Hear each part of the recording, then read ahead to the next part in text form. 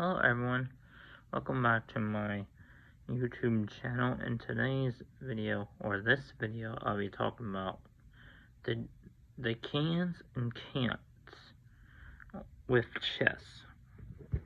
More particularly movements and other principles. Another principle. Okay, so the first thing we're going to talk about is movements, part 2. So when you move, you have to move pieces. There are certain pieces that you can move in the beginning game and those that you can't. For example, pawns can move any time during the starting position of the game or opening of the game because there are no pieces blocking them.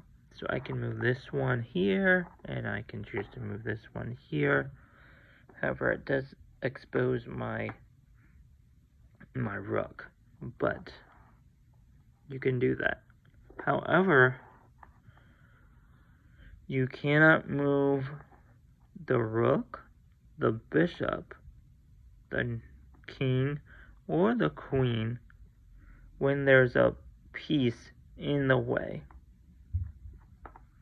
The only piece that you can move that allows you to do that, or that you're allowed to move when a piece is in the way, is the knight. That is the only piece available, because in order for the knight to move, it has to move 2 squares, which is over or past the pawns, and then either to the left or right. However, because there's only 64 squares, you cannot move the knight outside of the board, because that is also called a legal move. And if you do that, some people, if you move your knight and pretend to move it here,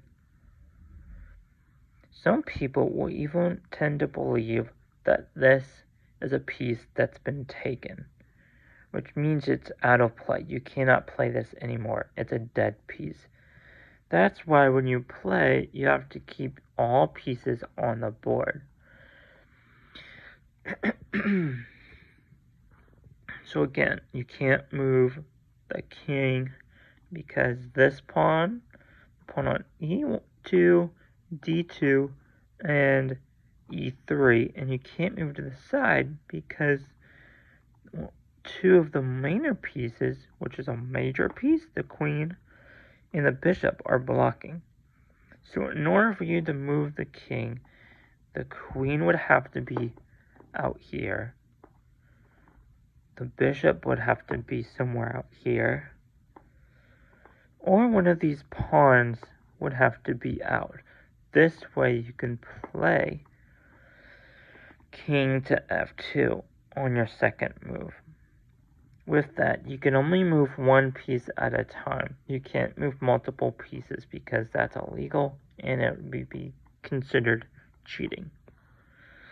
So with that, you can only move 1. Alright, and we'll get into some openings, I guess, in a bit. The next principle I'm going to be talking about is checks. Okay, so let's say let's take this pawn out and let's just put it here. Pretend the queen, white's queen is actually black's queen. In this position, white cannot play the move bishop to e2, bishop e2 to f3, or e2 to d3, because this would still put us in check. And so when a piece is blocked by opponent's piece, which is basically putting you in check on the next move, you cannot move that piece. So So that's the same with all these pieces. So again, here, if black's queen were to be on h4, the knight on f2 here cannot move because our king, white's king, would be in check. Therefore, the only move that white has, so white has a couple moves. To move the rook, either one of these pawns, or to move the king to the side. So it's very important. This is an important principle to know because you can often put your opponent in some stress and to make them play a wrong move. So let's say here in this position with h4 being black's queen, if white were to play the move d1, then we could simply take the knight, and this would be considered a bad move. This is because the player white, let's just say, is trying to escape.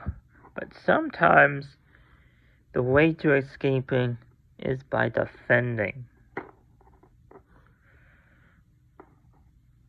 So the best move here in this position would be to just push this pawn, because now black has to move the queen. Let's say there was another piece here. Let's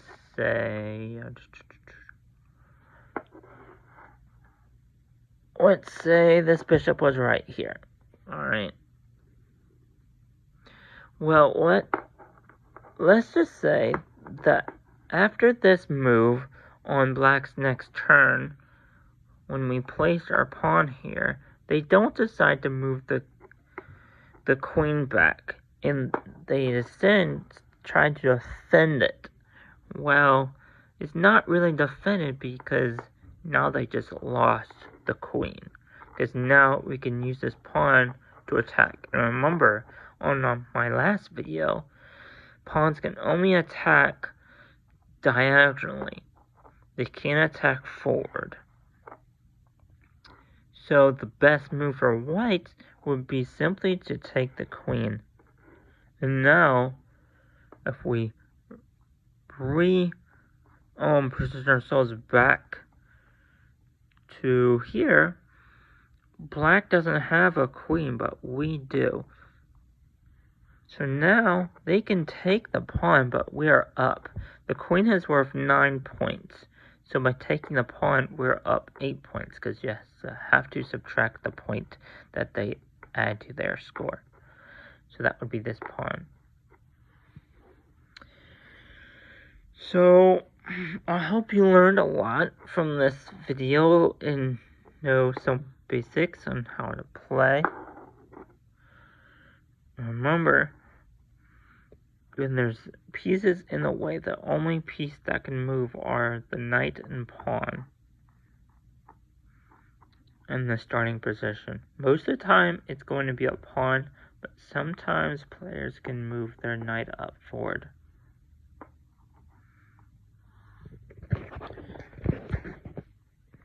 Alright, so hopefully you guys, girls, or everyone out there, hopefully that you know how to at least play the basics of chess, and we'll get you still maybe a chessboard like I do.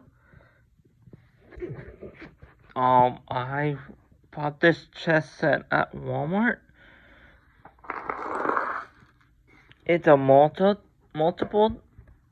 play set. Here it's a tic-tac-toe play set, but I love chess. Which obviously I'm going to play on this board. So remember, when you're setting up pieces, the white pieces go on A1 to H1 and A2 to H2, and black pieces go along the top two squares. arose. So that would be A8 to H8 and H7 all the way to A7. Okay?